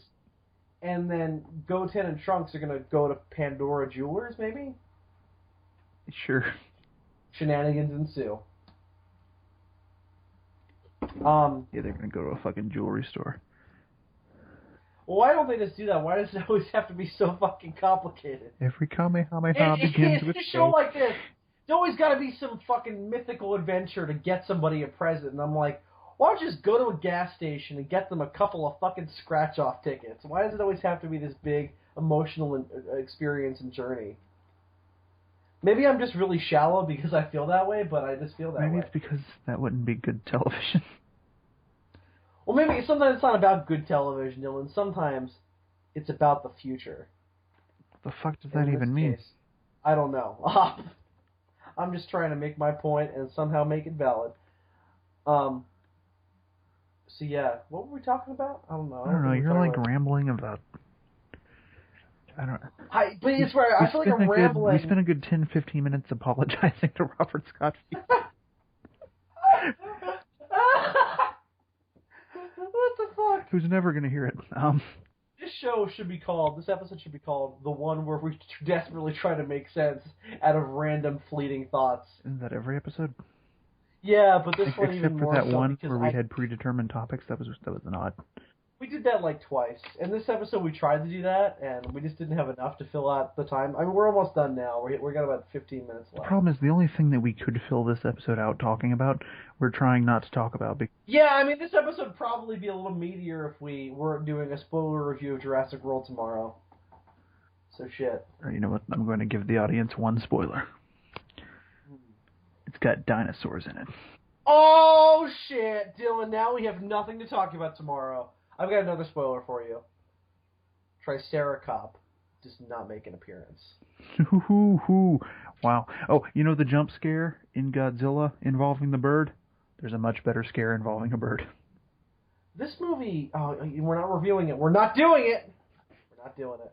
But yes, you're right. That it does happen, and it is pretty awesome. We're not reviewing Jurassic World, though. I was about to start doing it. Chris Pratt's in it. Stopped myself. Chris Pratt is in it. Don't know if anybody knew that, but Chris Pratt doesn't make a brief appearance. Actually, they didn't get to him as quickly as I thought they would, though. No, he's not. He's not really the main character. I think you could make an argument that Bryce Dallas Howard is more the protagonist than he is. Yeah, I can see that. Or even the kids. Why are we're reviewing Jurassic World, Dylan? Fuck. No, we're not. We're discussing it. Which is the same thing as reviewing. No, it's not. Because we're not giving objective criticism. No, that's exactly what. No, that's exactly what we just did a literary analysis of the structure of the movie. We did not. By saying that Bryce Dallas Howard is the protagonist more than Chris Pratt is. All right. Let's get off that topic. You know what we can talk about, Dylan? The trailers that played before Jurassic World. Oh shit! I got that stupid fucking. I remember 3 of them. I got the stupid fucking dog with PTSD trailer. Yep, the Max trailer. That movie looks like it's gonna try and tug at your heartstrings, and probably fail at it because it's kind of a shallow execution of that idea, at least based on the trailer. It's fucking Marley and Me meets American Sniper, as Brad Jones put it. Yeah, exactly. And that's not necessarily a bad thing. It's not something that I'd be interested in seeing in the theater. I've never understood the point of dog movies. If I wanted to see a dog... Well, I think it's... You know what, Dylan? It's kind of like a more family-friendly, shallow version of why we like Rise of the Planet of the Apes. You know, because it's like a lot of people, including us, really like Rise because it has this really unique way of developing a protagonist with Caesar because he doesn't talk until the end. And I think that makes him more sympathetic in a sense than the human characters. I think you're giving dog movies way too much credit. Well, hang on, no, I'm gonna say why. Well, because it's sophisticated in Rise, and it's well thought out, and it's well expressed, and there's emotion there, and there's legitimate kind of pathos in there. In dog movies, it's just it's cute because we can kind of make our own estimation of what their faces mean. Well, that's all it is. Here's the thing. I think you're giving dog movies entirely too much credit. This is why they make dog movies. The larger majority, I think, of Americans tend to be dog people. They know. Like, wait, like they're half dog, half people? No, as in like Island of Dr. Moreau? Like, what the fuck? No, as in they prefer. They like dogs. Okay, most people like. Oh, okay. Most people like dogs. It's kind. I am not one of those people. I'm a cat person. It's kind of an evolutionary thing. I, for one, don't really like dogs that much. I think they're annoying and they smell weird. They are. And we have one now, and I fucking hate. Anyway, Oh, you have a dog now? we didn't go out and get a dog. We inherited a dog. Oh, like one of those dogs that like where like an old person died and you had to take the dog. Yeah, that's exactly what happened. That happens to parrots too because they live so fucking long. Like parrots will live for like 75 years or something, and people will have them until they die, and then they have to inherit the parrot. Which I didn't mean to rhyme, but now that I did, it's even funnier that it rhymes. I wish I had inherited. The parrot. I wish I had inherited a parrot. Anyway, that sounds like the name of a song. It sounds like a Beatles song for some reason. I don't know why. Anyway, a dog movie is just easy fucking money. In the same way that like Jesus movies are easy fucking money. Yeah. Really? I think that's like one of the dumbest things you've ever said. No, listen. Only because there is a large. All right, go ahead, finish your point, and I'll tell you why you're wrong. There is a large built-in audience for Jesus movies, and I'm not just talking about movies about Jesus, just like Christian movies in general. They don't even have to be good, Bill. All they have to do is have like a Christian like story and a Christian message, and all the Christians in America are like, "Yee, we love it," and they fucking pay money. I don't agree, because those, especially nowadays, those movies are super controversial. I see. And if there's anything a stupid dog movie is not, they are controversial. They are controversial because people who actually like have objective thinking skills point out all the bullshit, and then the other people who are just like, it's a good movie because fucking Jesus. Anyway. No, I disagree. I feel like a lot of the people who hate those movies are Christians. Like, like remember when fucking... I mean, are you talking about strictly super faithful to the Bible movies like Son of God? Or are you talking about like Noah? Yeah, I'm not talking about like fucking Noah. Noah's a little bit different because it's based on a graphic novel, not on the actual Bible. Which, I mean, okay, fair enough. I'm talking about these fucking movies that are like, most of them you never even hear about because they're like straight to video pieces of shit. They don't even come out in theaters. They're just like these fucking like made by Christians for Christian movies, and they're just really fucking lame and predictable, and nobody ever... I get what you're saying, yeah. Anyway, there's this huge built-in audience that will put up with whatever the fuck you put on the screen. The same fucking thing happens with dog movies because so many people... As long as it features an entirely white cat. Even though it doesn't make any sense for everybody to be white. The same thing happens with fucking dog movies because there are so many dog lovers, and you have a dog movie and it's like, oh, they're cute, and then maybe they die, and everybody's like, oh, and then they fucking orgasm. Your version of like the audience who watches these movies is hilarious. It's just, oh, they died. Oh. There's not really any like objective criticism. Mayonnaise an instrument? Like he sounds like Patrick from SpongeBob. There's actually like no objective criticism going on while they're watching the movie. It's just like, oh, dogs, huh? And then fucking... Who the fuck is this person? Like, is he like an experiment, like gone wrong, like a brain dead child? He's my representation of the majority of Americans. Oh, okay, all right. It's pretty spot on. Not gonna lie. Well, Dylan, let me just break down your point based here. Based on our Dawn of the Planet of the Apes theater experience, it's pretty accurate. It's pretty spot on. Where do they get the horses? Oh, it's the host. That guy wasn't even Canadian. That just came out naturally. The host. Oh, it's the host. He was so shocked. They went back to the house, eh? Oh, man. I had a similar theater experience the second time I saw Jurassic World. There were these fucking idiot, like, hipster assholes in the back of the with theater. With the flare. No, who would not shut up for the first, like, 10 minutes of the movie. Until eventually the theater manager came down and he was like, excuse me, guys, you have to be quiet. And then somebody was like, yeah, tell them to shut the fuck up. And then they stopped talking. And it was pretty great. Awesome. But it was just hilarious that the theater manager had to, like, be backed up by one of the patrons. Like, his word wasn't enough because he was kind of an idiot. One of them was like, where do they get the horses? And they were like, what the fuck does that even mean? There are no horses. Where do they get the raptors? Where do they get the DNA? And then you're like, oh, that's actually a good point. Well, it's a good point for the mosasaur and the pterosaurs. Because... I guess the pterosaurs. We're not reviewing Jurassic World. World. Well, there's some kind of a line where the little smart kid is talking about how even if the amber mines dry up, they have like another way of getting DNA now. You remember that line? I don't remember exactly what it said. They show it in the movie too. Yeah, I don't remember exactly what it is. We're not doing this, Dylan. I'm not letting it happen. We're not reviewing the movie. I'm not telling you anything. Eventually, when it gets a home release, I have to like pay more attention to what's going on in it and fucking like get into it. Well, you do that, Dylan. Yeah. What the fuck? I don't know. So Okay. Dog movies. Oh yeah, dog. It's like fucking. I don't understand the point. You know what they have in common with Christian movies? I don't know. They both took. A lot of them are released direct to video. Yeah. Like all those fucking Super Buddies movies, like they're all direct to video. Oh yeah, that's the stupidest fucking thing. There was this fucking movie in the 90s, right? Oh, it's a dog that plays basketball. Air Bud. When it became like a bigger franchise than like the Marvel Cinematic Universe. Yeah, like they had It's like 3 different ongoing continuities at once. They have several Air Bud sequels, and then they came out with the Air Buddies, which were his puppies, I guess. Which became its own franchise. And now it's not even about basketball anymore. There's one where the Air Buddies go to space, and like it's just... They get superpowers, and one of them wears like BDSM gear. It's really weird. It's just dumb. Like, and you get all... I mean, yeah, it's pretty fucking dumb. You get all these fucking movies like Hotel for Dogs, or... that came out in theaters. That did come out. That had Don Cheadle in it. Don Cheadle was in a movie called Hotel for Dogs. They're just fucking awful, and they make money because people like to see dogs. It's so fucking stupid.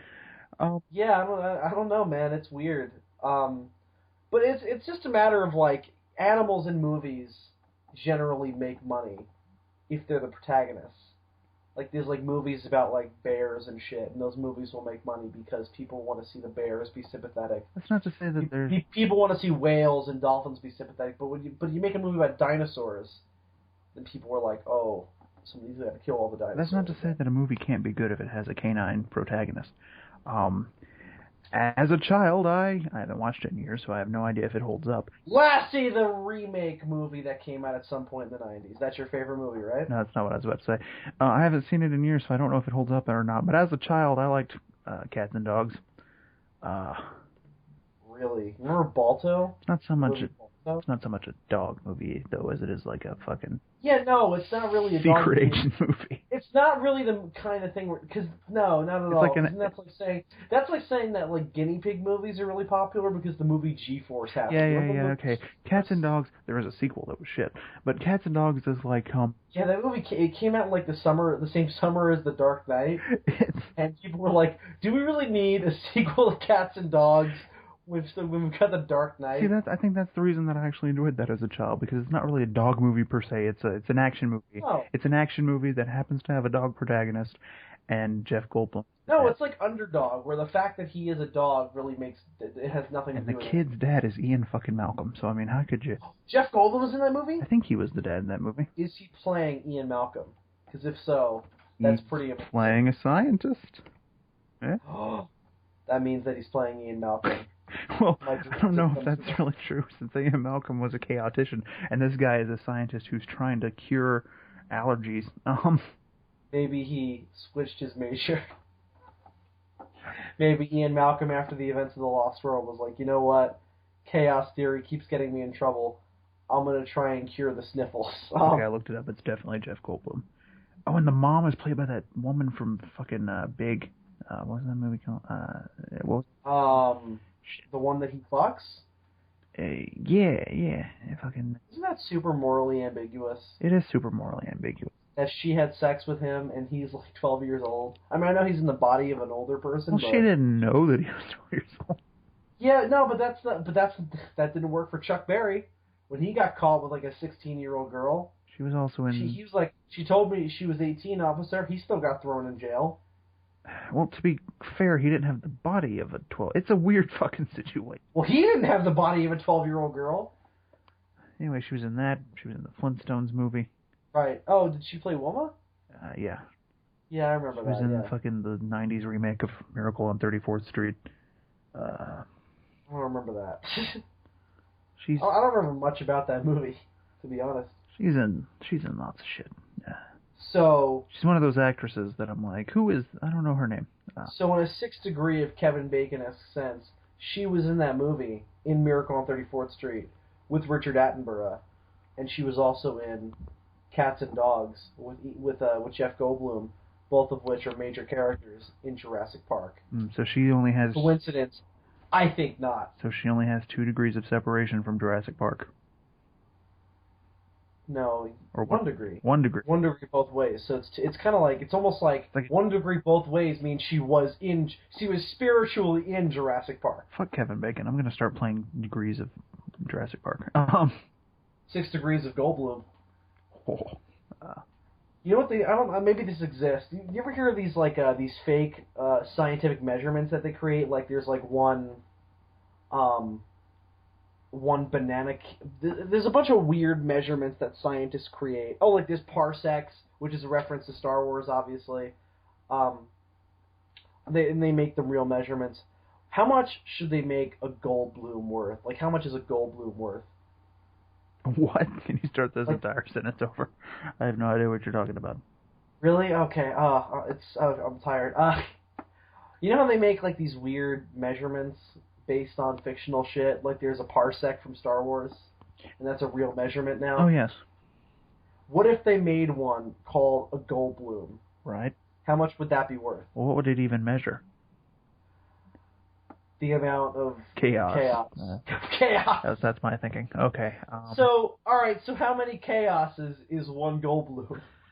It has to be a lot in order to justify that we're calling it something else, because otherwise you would just say, more importantly, wow, this registers as a 3 on the chaos scale, rather than you'd be like, this is 1 Goldblum.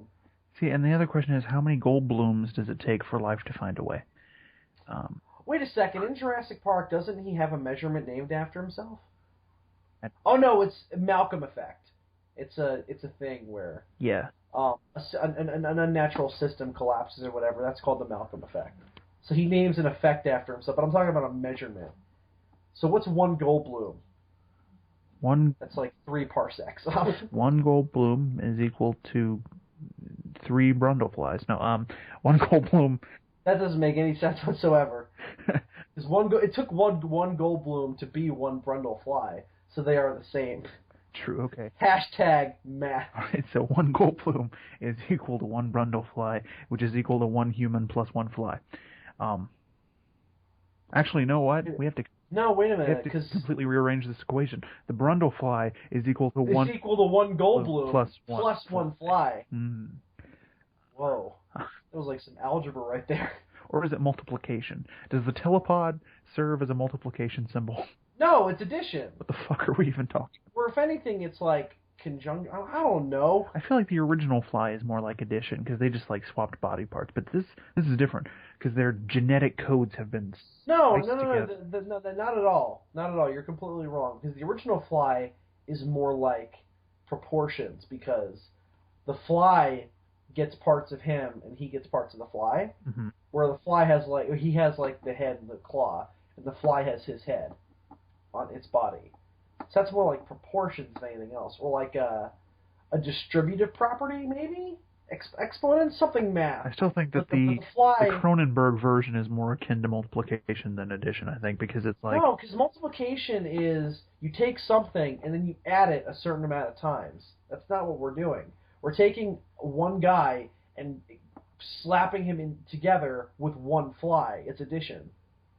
All you're doing is so it's like... But a guy plus a fly... Did you not learn math in fucking... But here's the reason it falls apart. A guy plus a fly equals a guy and a fly. No, it equals... One Goldblum plus 1 fly equals 1 Brundlefly. Do you see why oh, I see what you mean. The English doesn't really match up. Oh, I see. Okay, because... Oh, okay. You're right. Because then you would have... If you had a fly plus a Goldblum, you'd have 2... Goldblum. No, you wouldn't. Here's the thing. From a strictly mathematical standpoint, you're correct, but from a semantic standpoint, it's a little bit odd. This entire conversation makes no sense. Nothing that we have said tonight has made any sense. And it was at that I think we should end. Do you have anything to announce? I think the only thing I'm gonna push is that well, first things first, be sure to like the SOS Network homepage on Facebook for all things updates and all things SOS. You can join Toho Nation on Facebook in order to follow all of our exploits. You don't have to. No, you don't have to, but you can. That's the power that you need. If you're really just upset with us about this Robert Scott Field business, then you don't have to. Then you can seek us out on the Facebooks and do that. You can follow us on Facebook. You can't friend request us because Dylan is mean and won't friend request you back. So fuck you. I wonder if. But you can follow our Facebook accounts to learn all the things that we're up to. I wonder how a Goldblum stacks up to a Sam Neill. One Sam Neill is equal to the mathematical and weight value of one Velociraptor's claw. Mm. One Goldblum is equal to the volume of that flask that he pulls out in Jurassic Park during the rain scene. Mm. Remember when they're in the Jeep and he pulls out the flask and Alan Grant's like, no, I'm going to just drink the rainwater because he's a psychopath? If you drink, is it true that if you drink just unfiltered rainwater, you can get really bad dysentery, or is that something else? No, yeah, you can get sick from unfiltered rainwater, depending on what's in it. I mean, if it's clean, then. Jurassic Park, I wouldn't want to know what's in that water. Now, obviously, the highest level unit of measurement would be 1 Hammond, because it spares no expense. Right. Oh, that's brilliant. 1 Hammond is equal to all the lawsuits. So Dylan, I think again the only other thing I'll pimp out, or you can also follow me on Twitter for really no reason whatsoever because I rarely post anything on there because nobody ever responds to anything I write, so I kind of don't post there that often, but I occasionally do. You're more successful on Facebook. I'm much more active on Facebook. So again, you can follow our Facebook accounts on there under Billy Worcester and Dylan McCandless. You know, if your friend requests us, we might accept, but we kind of try and keep our friends list within the realms of people who we actually know. My account is set up in such a way that you can't find me by going to the search bar. So the only way to find me is through the friend pages of people that I actually am friends. So if you follow me, then you can follow Dylan. And if you follow Dylan, you will win life. Right? Sure, why not? Okay, good. I just wanted to make sure. Dylan, in roughly 3 weeks, 2.5 weeks more likely, we will be going to G-Fest. Yes. And that's very exciting. Yes, we will be... In exactly 2.5 weeks, we will be leaving. We will be... No. In exactly 3 weeks? Hang on, I'm confused. We'll be going to G-Fest with 1 to 2 other people. In 3 weeks, exactly on the dot, we will be departing. Or no, we will actually be at... Damn it! We will be at G-Fest at this moment 3 weeks from now. Because we leave Thursday morning and we get there Friday and Thursday night and maybe Friday early in the morning. I gotta go to bed. We'll get there Thursday night because that's how it happened yesterday. Right, yeah, generally. But you never know. There was still sunlight out when we got there. I was impressed. I remember. I was all shaken up, having puked on the way there and having had a mild panic attack. Yeah, that too. That was rough. Do you think you'll avoid mild panic attacks this time? Probably. Well, the worst part about that, or the thing that made that story complete, is what you went on Trace for thinking of doing while I was having the mild panic attack. Andres went a little wild on that trip, man. He was like... He did. He was a little bit like, I had a spare... What? I had a spare Jeep key, and he's like, we should drive off. I'm like, Andres, calm down. Well, you did punch him in the stomach, so maybe he had some ground to get wild. This was before that, though. Yeah, but maybe he preemptively knew that eventually you would punch him in the stomach, and he decided to retaliate. But he was... By acting like a crazy person. I was threatening... How is asking me to drive away and leave you at the McDonald's bathroom retaliation against me, though? I don't know. Maybe it's because he's a Scientologist. Is he really? That's exactly it. No. Sorry, I'm still getting over being sick. Andres, I never knew you were a Scientologist. We might have to reevaluate this friendship. No. It'd be a little awkward. So yeah, G-Fest is coming up. We're very excited. A bunch of videos, of course, that we're going to come out. Should we keep the commentary that we're going to do a secret? Yeah, probably, right? We'll save that. Yes, we should, partially because I've forgotten what we decided to do. All right, well, it was your idea, asshole. We've decided what movie, as a sequel to the Dragon Ball Evolution commentary we did last year, we're going to do a commentary on another shitty movie, that we've already chosen, but we're going to keep it a secret until we post the video. I remember now. We'll tease it at the end of the initial podcast, because we'll do the same thing we did last year. First day we get there, we'll do a podcast and kind of go, hey, we're together and stuff. Isn't that weird? Yeah, and then we'll do a on the road podcast, and we'll do a couple videos at the convention. Hopefully more this year, maybe not. Probably, hopefully. Yeah, I think so. Yeah, you mean more videos from the hotel room at the convention? Yes, with my giant bulge out of my shorts. After all, we wouldn't want to carry a camera around and take video at the convention, because then the convention might become associated with the Sons of Sarazawa, and we couldn't have that. No, we couldn't have that issue. That would be unwise. Dylan, do you have anything to announce, separate from all that stuff? Maybe? Just the shit that I've been meaning to get put up on YouTube forever now. You've been announcing this for like months. Well, I finally did that episode of Kaiju Spotlight that I had to do. That was like 3 weeks ago. So now, obviously, there'll be another episode at some point once I decide exactly what I'm doing. And there'll be that Jew Ranger list. That's just... There's so much work involved in that, man. Yeah, I know. Why'd I make the first part so complicated? I don't know, man. Why'd I do it, man? I don't know. I don't know why you did it. I should have just done... It's a mystery that will elude us for the history of time. I should have just done it as all one part, too, because then I would have, rushed through it all at once and not have this, I gotta do the other half shit. It'll be like one of history's mysteries, like when the bullet bent, the Kennedy assassination. I have to finish it, though. I have this really bad habit of not finishing. You probably should. I have this really bad habit of not finishing things. Yeah, we both carry that habit together. So aside from all that stuff, I think that's going to do it for this week's episode of The Demons from Outer Space. Until next time, everyone, I'm Bill Worcester, aka Zazubaar. And I'm Super DM64. Reminding you to wear a scarf when you farm for radishes, because dem Germans, they be fucked up. Good night, kids.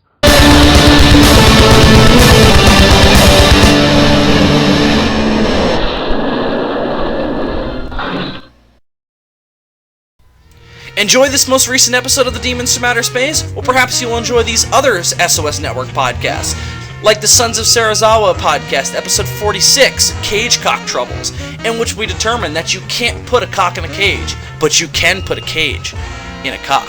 It's just as highbrow as it sounds.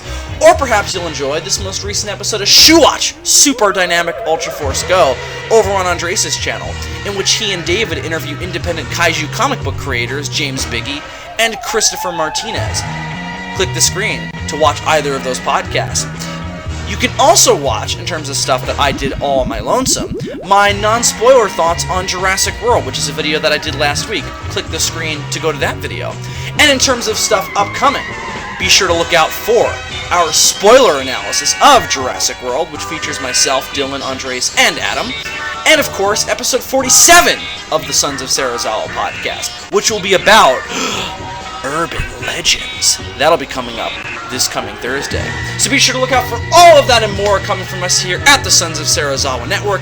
And be sure to remember that the science is sound. Have a great day, everyone.